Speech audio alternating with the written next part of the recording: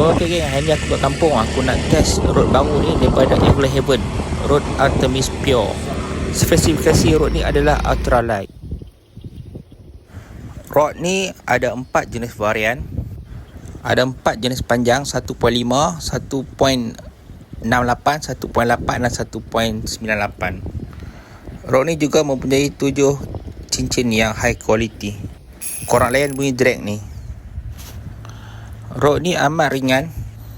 Aku pair dengan mesin Seahawk Ioniq 800 pun masih terasa ringan di tangan. Senang untuk aku buat cast umpan yang kecil ataupun umpan micro jig. Rod Artemis Pure ni, root tips dia adalah solid carbon. Rod adalah ringan, lembut. Korang lihat macam mana aku twitching rod ni menggunakan hujung rod tip. Ni aku tunjuk kat hampa macam mana kelembutan dan bending rod ni dalam slow motion.